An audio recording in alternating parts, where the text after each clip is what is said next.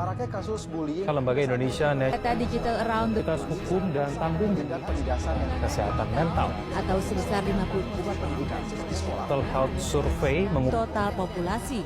remaja yang memasuki masa transisi ke dewasa muda juga. Pada pagi hari, tanggal 3 Mei tahun 2023, sebuah tragedi terjadi di sekolah Vladislav Ribnikar Model Elementary School yang terletak di Municipality Vrakar, Kota Belgrade, Serbia. Insiden ini berlangsung sekitar pukul 8.40 waktu setempat ketika seorang pelajar berusia 13 tahun bernama Kosta Kekmanovic membuka tembakan di lorong dan ruang kelas yang menewaskan 10 orang dan melukai beberapa lainnya. Sejumlah laporan menyebut pelaku diduga pernah mengalami perundungan atau bullying di sekolah.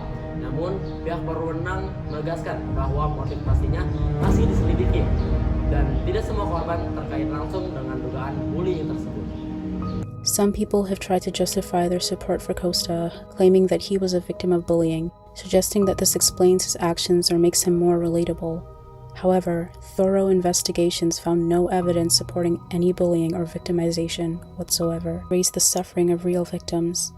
The kids who died in terror and the parents whose lives were shattered are only being sidelined for views and likes. Number 2. Normalization of violence. Presenting mass murderers as cool or broken souls who need love is just desensitizing young people to violence. Number 3. Copycat risk. Studies consistently show that glorification of school shooters through real life or social media increases the risk of copycat attacks. Glamorizing Costa could influence other troubled teens to do the same, introducing more young people to these attacks, and the cycle continues. This isn't just pure speculation either. It's well known that the Columbine shooters were similarly romanticized. All in all, we have a generation of kids who need empathy, not edgy internet trends. Glorifying school shooters is just tone deaf, and it has the capacity of becoming a big problem. Assalamualaikum warahmatullahi wabarakatuh. Saya Faiz Afan Ramadan. Di sini saya tidak sendiri. Saya ditemani oleh kelompok saya yaitu Uswatun Hasanah, yang kedua ada Wildanar Elrasya Istanto, dan yang terakhir ada Zidan Rasman Bagaspati yang akan menjelaskan materi kami yaitu tentang perundungan. Oke, yang pertama penjelasan mengenai cyberbullying yang akan dibawakan oleh Uswatun Hasanah. Padanya dipersilakan. Materi yang pertama yaitu perundungan. Perundungan atau bullying adalah tindakan menyakiti, mengintimidasi atau merendahkan orang lain secara sengaja dan berulang-ulang. Perundungan biasanya terjadi karena adanya ketidakseimbangan kekuatan seperti kekuatan fisik, status sosial, atau jumlah kelompok. Perilaku ini dapat terjadi di sekolah, lingkungan, masyarakat, maupun di dunia maya. Perundungan memiliki beberapa bentuk, antara lain yaitu fisik, verbal, sosial, dan cyberbullying.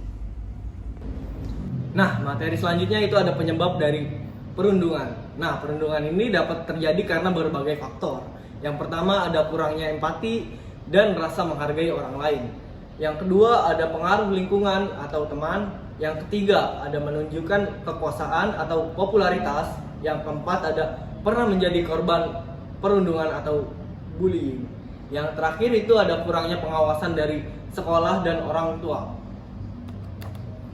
Nah, yang selanjutnya yaitu dampak perundungan bagi korban. Sebenarnya perundungan ini dapat berdampak serius bagi korban baik secara fisik maupun mental.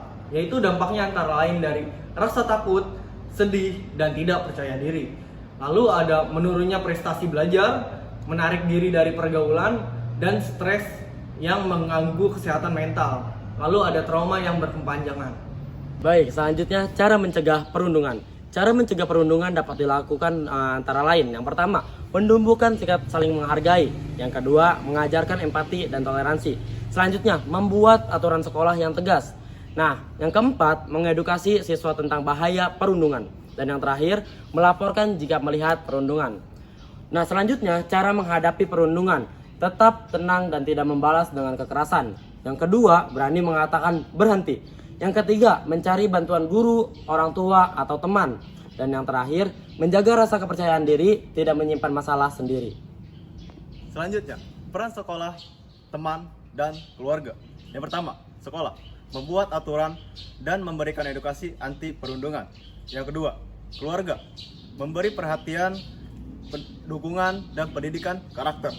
Yang terakhir, ada teman, saling mendukung, dan tidak ikut melakukan perundungan.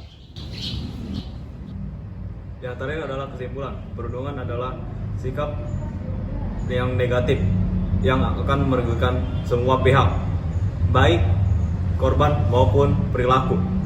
Oleh karena itu, diperlukan kesadaran bersama dari siswa, guru, keluarga, dan lingkungan untuk mencegah serta menghentikan perundungan. Dengan saling menghargai dan peduli, lingkungan sekolah dapat menjadi tempat yang aman dan nyaman bagi kita semua. Mungkin itu saja dari kelompok kami, kurang lebih mohon maaf. Wassalamualaikum warahmatullahi wabarakatuh.